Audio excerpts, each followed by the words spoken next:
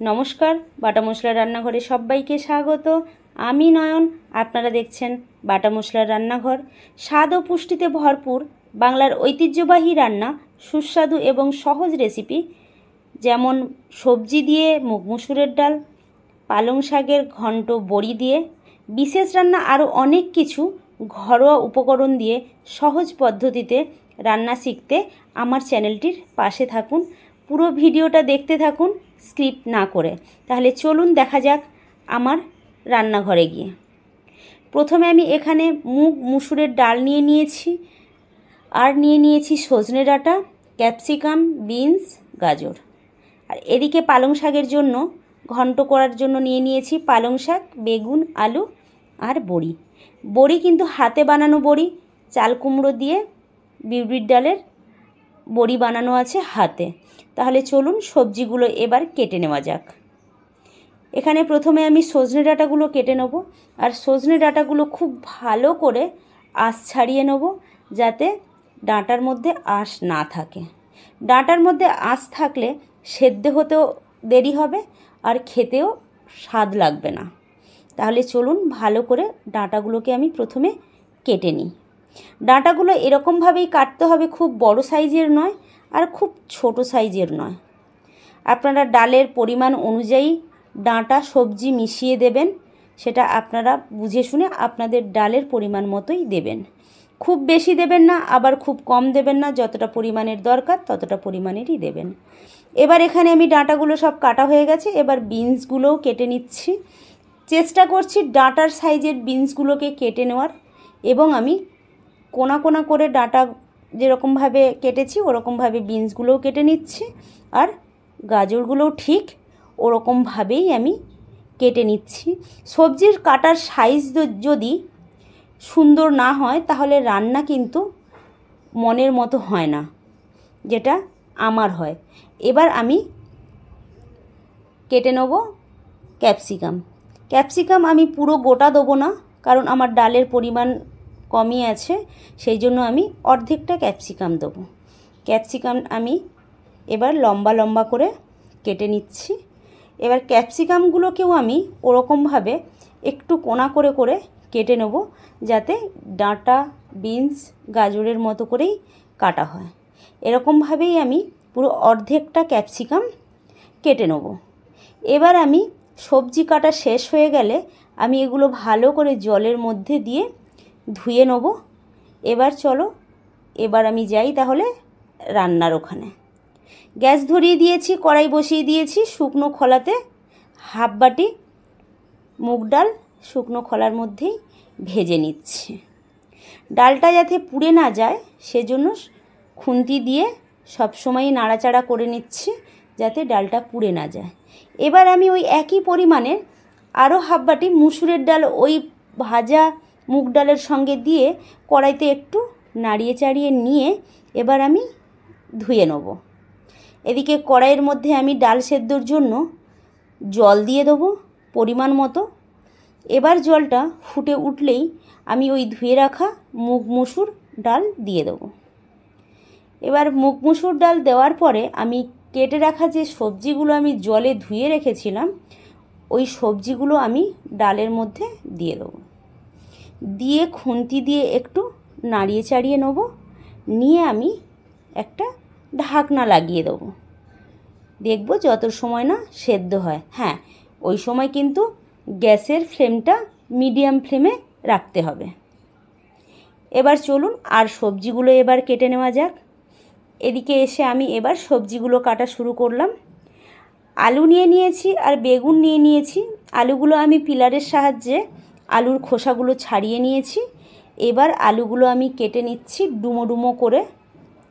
আপনারা আপনাদের পরিমাণ মতোই নেবেন। আমি এখানে দুটো আলু নিয়েছি, আপনারা আপনাদের যতটা লাগবে পরিমাণে ততটাই নেবেন। এবার আলুটা আমি কাটার পরে ধুয়ে প্লেটের মধ্যে রেখে দিয়েছি। এদিকে এবার বেগুন কেটে নিচ্ছি। সেম বেগুনটাও আমি ওরকমভাবে ডুমো ডুমো করে কেটে নেব। আমি কিন্তু আলু আর বেগুনের সাইজ একই রকমভাবেই কেটেছি। আপনারা চাইলে আপনাদের পছন্দ মতো সবজি কেটে নিতে পারেন। আমার বেগুন কাটা শেষ হয়ে গেছে। এবার আমি পালং শাক বেছে ধুয়ে জল ঝরিয়ে রেখেছিলাম। এবার পালং শাকটা কেটে নেব। আর পালং শাকগুলো কিন্তু আমি খুব পাতলা করে কাটবো। আপনারা চাইলে আপনাদের মনের মতো করে কেটে নেবেন, কিন্তু আমার মনে হয় আমি এরকমভাবেই যদি শাক কাটি তাহলে আমার শাকটা খুব তাড়াতাড়ি সেদ্ধ হয়ে যাবে এবং ভালোও লাগবে খেতে। সবজি কাটার কাছে কিন্তু রান্না আর মনের দিক থেকেই তৈরি থাকা। আমার কিন্তু পালং শাক কাটাটা মোটামুটি শেষ হয়ে এসছে।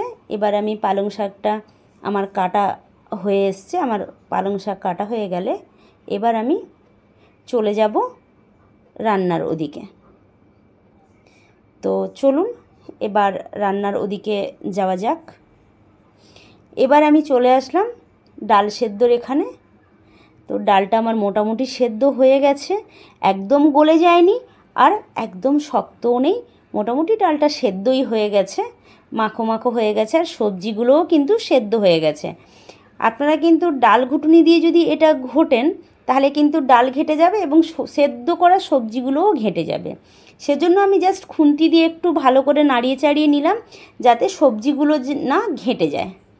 এবার দিয়ে দিলাম পরিমাণ মতো জল। আমার যতটা ডালে পরিমাণ মতো জল লাগবে আমি ততটাই দিলাম, আপনারাও আপনাদের পরিমাণ মতনই দেবেন। এবার আমি দিয়ে দিলাম স্বাদ মতো নুন, আর দিয়ে দিলাম পরিমাণ মতো হলুদ গুঁড়ো। এবার পরিমাণ মতো হলুদ গুঁড়ো দেওয়ার পরে যেই একটু ডালটা ফুটে আসবে আমি দিয়ে দেবো কয়েকটা কিশমিশ। আপনারা এটা চাইলে দিতেও পারেন, আবার নাও দিতে পারেন। এবার ডালটা ভালো করে ফুটে আসলে আমি একটা পাত্রের মধ্যে ঢেলে নেব। এবার আমি কড়াইটা ধুয়ে কড়াইটা গ্যাসে বসিয়ে দিলাম। কড়াই গরম হয়ে গেছে।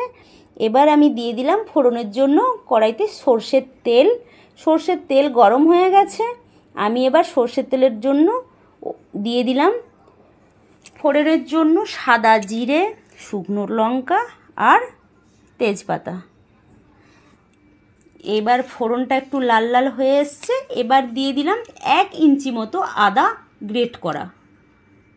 এবার গ্রেট করা আদাটা যেই ভাজা ভাজা হয়ে এসছে, সুন্দর একটা গন্ধ বেরিয়েছে। এবার আমি ওই ফুটিয়ে রাখা ডাল কড়াইয়ের মধ্যে দিয়ে দেবো। তো ডালের সম্বাদ দেওয়া আমার কমপ্লিট হয়ে গেল। এবার আমি ডালটা নামিয়ে নেব। আপনারা চাইলে একটু মিষ্টি দিতেই পারেন। আমি যেহেতু মিষ্টি খাই না সে কারণে আমি মিষ্টি দিলাম না, আপনারা চাইলে একটু মিষ্টি দিতে পারেন। এবার আমি কড়াইটা ধুয়ে নিয়েছি, ধুয়ে নিয়ে কড়াইটা বসিয়ে দিয়েছি। এবার বানাবো পালং শাকের বড়ি দিয়ে ঘন্ট। আমি এখানে হাতে বানানো বড়িগুলোকে সর্ষের তেলের মধ্যে দিয়ে ভালো করে লাল লাল করে ভেজে তুলে নিলাম। এবার ওই একই তেলের মধ্যে আমি ফোড়নের জন্য দিয়ে দিলাম শুকনো লঙ্কা আর 5 ফোড়ন। ফোড়নটা জাল হয়ে গেলে এবার কয়েকটা তেজপাতা, বাস তেজপাতা দেওয়া হয়ে গেল। ফোড়নটা জাল হয়ে গেল। এবার কেটে রাখা ডুমো ডুমো করে আলুগুলো যে আমি রেখেছিলাম সেগুলো এবার আমি তেলের মধ্যে দিয়ে দিলাম। এবার নাড়িয়ে চাড়িয়ে একটু নরম হতেই আমি দিয়ে দিলাম স্বাদ মতো নুন। বাস একটু নরম হতেই এবার দিয়ে দিলাম পরিমাণ মতো হলুদ গুঁড়ো। এবার এই নুন হলুদ দিয়ে আলুটা বেশ একটু ভাজা ভাজা হয়ে আসলে এবার তুলে দেবো ওই ডুমো ডুমো করে কেটে রাখা বেগুনগুলো। বাস বেগুনটা একটু নাড়াচাড়া করে একটু নরম হয়ে আসলেই এবার কেটে রাখা পালং শাকগুলো এবার দিয়ে দেবো। হ্যাঁ, তবে এই পালং শাকগুলো কিন্তু ভীষণ নরম।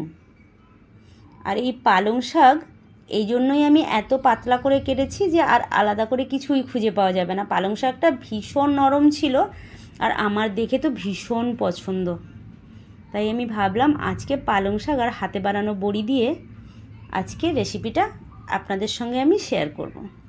ব্যাস পালং শাক একদম নরম, কড়াইতে দিতেই গলে গেল। আর এদিকে আমার আলু বেগুন মোটামুটি সব কিছুই মোটামুটি সেদ্ধ হয়ে গেছে। আর পালং শাক থেকে যে জল বেরোয় আলাদা করে আর জল দিতে লাগে না। ব্যাস আমার পালং শাকের তরকারি মোটামুটি রেডি। আমার কিন্তু বেগুন আলু কোনো কিছুই কিন্তু ঘেঁটে যায়নি, সেদ্ধ হয়ে গেছে আর দেখতেও দারুণ লাগছে। আর এদিকে পালং শাকের জলটাও একদম মাখো মাখো হয়ে এসছে, খুব বেশি জল নেই, আলাদা করে আর জল দিতে হলো না। এবার নামানোর আগে দিয়ে দিলাম আমি 1 টিস্পুন চিনি। পালং শাকের ঘন্টতে একটু মিষ্টি দিলে টেস্ট অনেক বাড়ে। যাক, এটা তো একরকম হলোই। এবার আমার পালং শাকের তরকারি মোটামুটি রেডি হয়ে গেছে। এবার নাড়িয়ে চাড়িয়ে এবার আমার পালং শাকের ঘন্টটাকে আমি নামিয়ে নেব। বাস, আমার তৈরি পালং শাকের ঘন্ট আর সবজি দিয়ে মুগ মসুরের ডাল। তো আমার এই রেসিপি আপনাদের কেমন লাগলো প্লিজ কমেন্ট করে জানাবেন। আর যদি ভালো লাগে তাহলে আমার চ্যানেলটিকে সাবস্ক্রাইব করে আমার চ্যানেলটির পাশে থাকবেন। এবার আমার পালং শাকের ঘন্টটা আমি নামিয়ে নিলাম একটা পাত্রের মধ্যে। মোটামুটি রান্নার পর্ব তো শেষ হয়েই গেল। তো এবার যাওয়া যাক খাওয়ার টেবিলে। দেখুন, দেখতে অপূর্ব হয়েছে। আমার তো ভীষণ গন্ধ, এত সুন্দর গন্ধ যেন সারা রান্নাঘর আমার মমো করছে, এত সুন্দর গন্ধ, দারুণ হয়েছে দেখতে।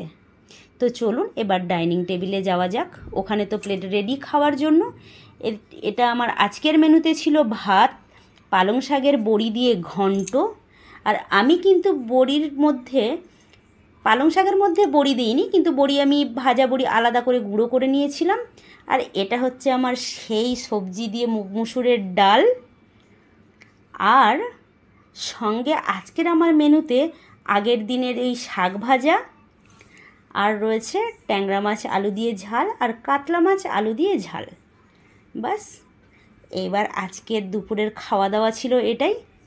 আমার আজকের দুপুরের খাওয়া দাওয়া আর আমার এই মেনু আপনাদের কেমন লাগলো? যদি আমার এই রেসিপি আপনাদের ভালো লাগে তাহলে আমার চ্যানেলটিকে অবশ্যই সাবস্ক্রাইব করো আর আমাকে কমেন্ট করে জানিও কেমন হয়েছে আমার এই রেসিপি। আজকের মতো ধন্যবাদ, ভালো থাকবেন, সুস্থ।